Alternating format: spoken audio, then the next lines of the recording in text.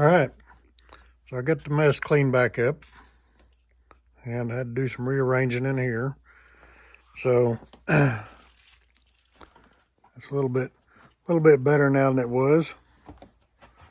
So I got the sawdust cleaned up. So kind of got things kind of halfway back in order here. So now the next thing is I will get a 2x12, and a 2x12 will come from the edge of this. It won't cover quite all of it, but anyway, what I'll do is I'll go into the end of each one of these logs with a 6-inch screw, and when I attach my 2x12 down through here to each one of these things here, and that'll help stabilize that and help keep that in place, and I'll just close in the whole door frame that way with a 2x12 all the way around, and then I'll come back in and trim that out. So anyway, that'll tie all the logs back together, and it looked to me like it must have had plenty of rebar and log screws in it anyway, but I still prefer to tie them all back together. So that'll be that's on my list to go to town and get the 2x12s, and then I also have to get some to make my stair stringers with outside. I think I'm going to need about 3 steps going down outside. So anyway, I can access the room now from in the house. That's kind of nice. I won't have to keep walking around now. So so this is all kind of done. It's been raining all day, so I didn't really do as much outside as I wanted, but anyway, you can see the doorknobs on, everything. So the next step will be probably run some wiring next to get my electric outlets put in, and get my lighting put up. All my lighting in the rest of the cabin is all 12-volt LED lights like would be in a RV, and I'm going to do that, stick with that and do the same thing. Same thing out here. Those seem to work well, and no sense in having to convert power to run lights. So that'll be my next project. So I'm not going to do it today. I hurt my shoulder today, so I'll give that a break. And you can see I got supplies sitting all over the place in here for working on that. So I got a lot of fittings and stuff. I got, all my water piping, all that will be inside the building. I'm gonna run all that on the walls. So, and the same way with the wiring, my wiring will all be external too. I didn't put any of that in the walls either. So, but anyway, I did replace this window here in the front today. That was another little project that I did. That's one that's been needing to be done as long as I've been here, but this window here was an odd size, and I finally just gave up on trying to find one that length. I either had to go shorter or longer.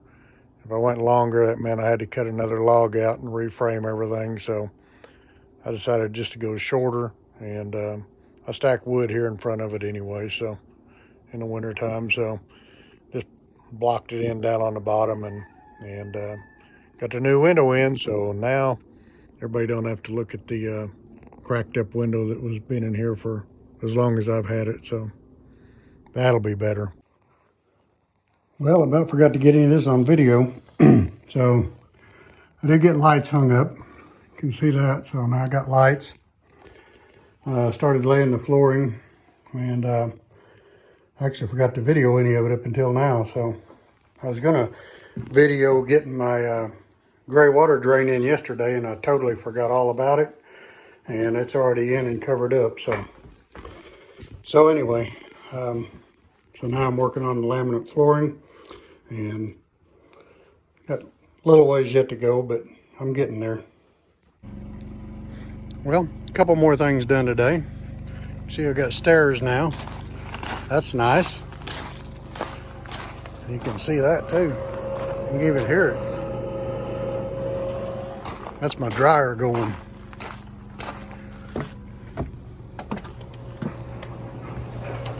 Check that out. Drying clothes at the off-grid cabin.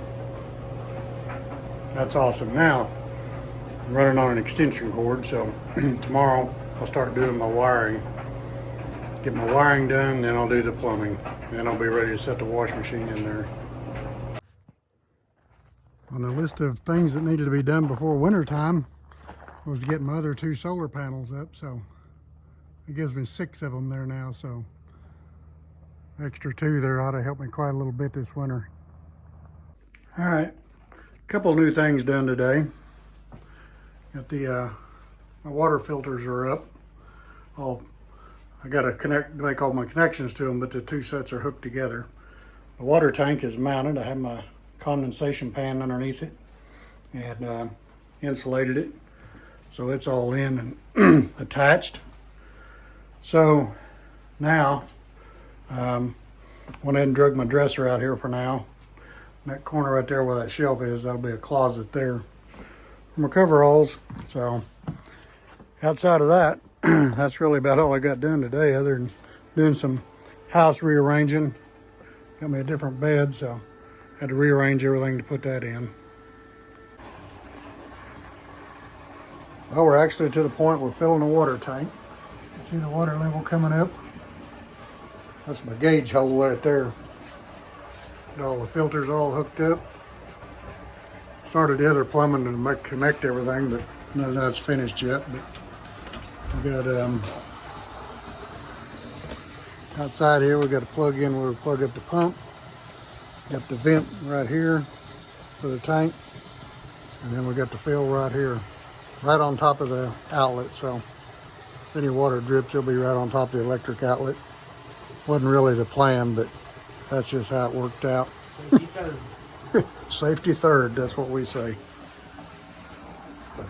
Now I'm filling up this big old water tank here by my door, and now all of a sudden my door ain't wanting to shut right, so I have to do some manipulating there, I think. All right, so we've been back working in the room again today. Got quite a bit accomplished today. Of course, we talked about the water tank being filled up and everything yesterday. And so today, what we did was, yesterday we had the tank plumbed to fill and vent, but that was it. So today we got the pump in, the water heater in. We have water lines going to the water heater, across to a 4-gallon pressure tank, across here to the washing machine, and on into the shower. So put shut-off valves on both lines going to the shower. The washing machine has shut-off valves on it. That tank has a shut-off valve on it.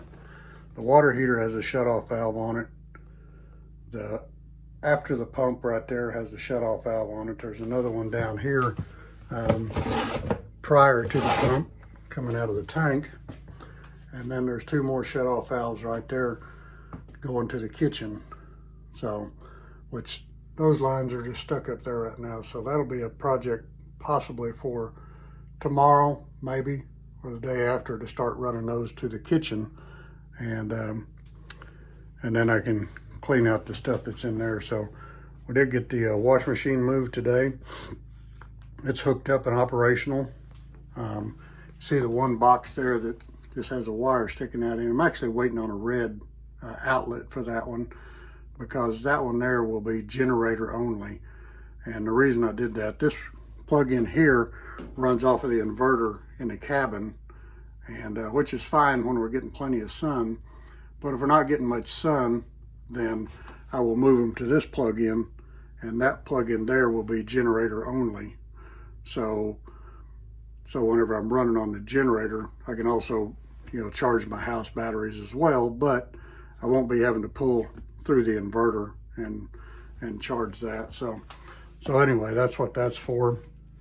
That actually comes on outside here, and I mounted another box right here on the wall, right here, and this is where the generator plug will connect to the cabin.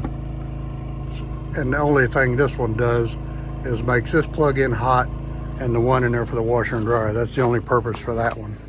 So now out here, you know, like I mentioned this yesterday, there's a drain, vent for the tank, fill for the tank, and then 110 power there to run our transfer pump. So, so that's kind of where we're at in a nutshell. If you're wondering why both lines are red, it's because red was on sale, and I had a little bit of, Tyler had a little bit of white left over, so I'll use white, of course, to run to the kitchen if I have enough of it to designate hot and cold, so I don't lose track of it going over there. Here it wasn't too hard to keep track of it. We did put a short piece of white right there just to designate cold water for the washing machine, so you knew which line was which, just to make that easy.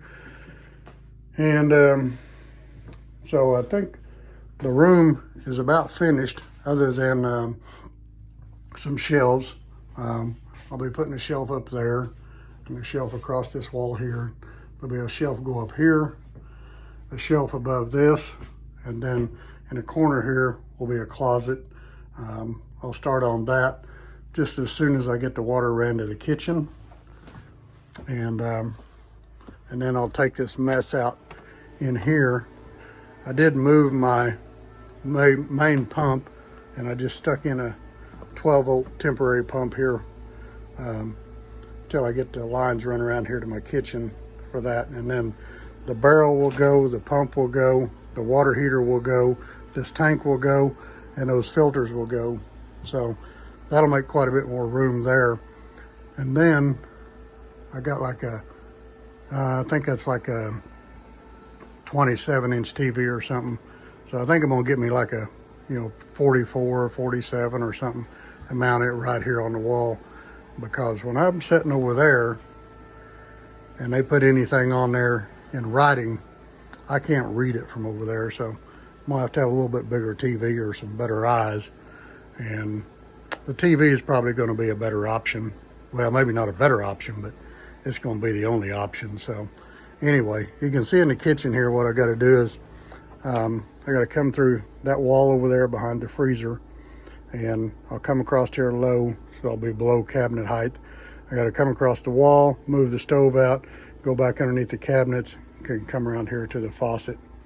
So it'll be a little bit of a pain to get that done, but once I do, I'm sure gonna gain a lot more space here in my living room. So that's gonna be much appreciated. But that additional room back there is gonna be awesome.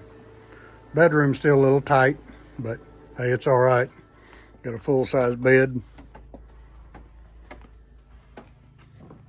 So anyway, got hot and cold water in the shower now. Man, I tell you what, I am rolling like a king now. And we did all this plumbing, believe it or not. We did every bit of this and had one leak, and that was this pipe thread right here on this pump was seeping a little bit of water. So I had to take it off and re-tape it.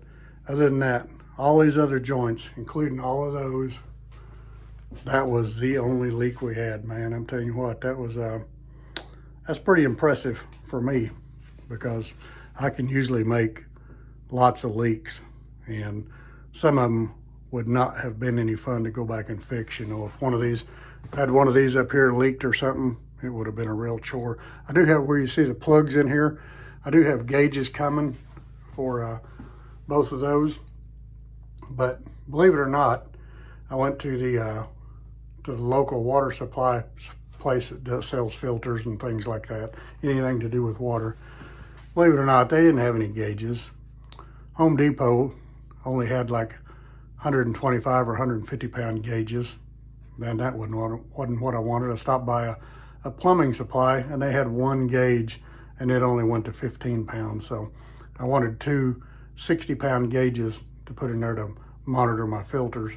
So the way it's set up, as I mentioned before, the water is being filtered coming into the room and then coming out of the tank, it's not filtered, because going in, it's already been through 2 5-micron sediment filters, an iron filter, and a carbon filter. So that should be plenty adequate. So, but the insulation on the tank seemed to work good.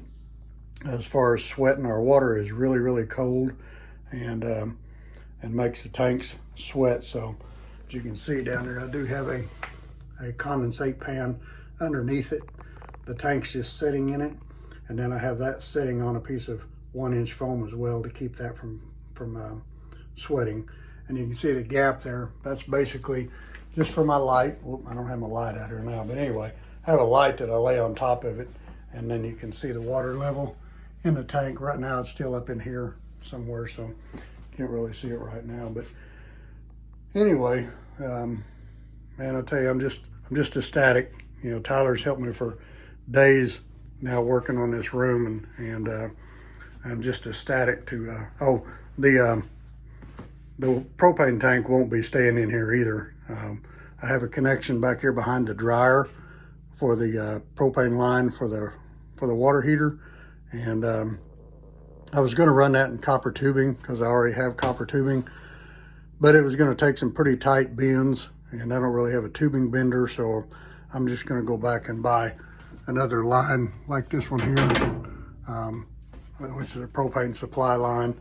And those kind of they're stainless steel, they're easy to bend, and so that's what I'm gonna get, and I'll hook the water heater up on that, and then that'll get that bottle out of here. But I just set it in here temporarily because I got to make another trip to Home Depot for that. So we've been during plumbing jobs, I'll tell you, I'm not very good at it. And I went to Home Depot yesterday again to get more fittings. And on the way home, I thought of something else I needed, so I stopped at our local hardware store, got some more fittings, come home, seen I didn't have some fittings I needed, so I went back to the hardware store, got some more fittings, came back home, we'd done a little bit more, had to have another fitting, so I had to run back to the hardware store again to get some more fittings. That's a 20-mile trip just going to the hardware store and back. And then this morning, first thing, I had to make a trip to the hardware store to get some more fittings. And then again, later on in the day, I had to make another trip back into the hardware store to get some more fittings. So anyway, I wish I was much better at figuring out what I needed ahead of time, but I struggle in that area. Anyway, it's gonna work.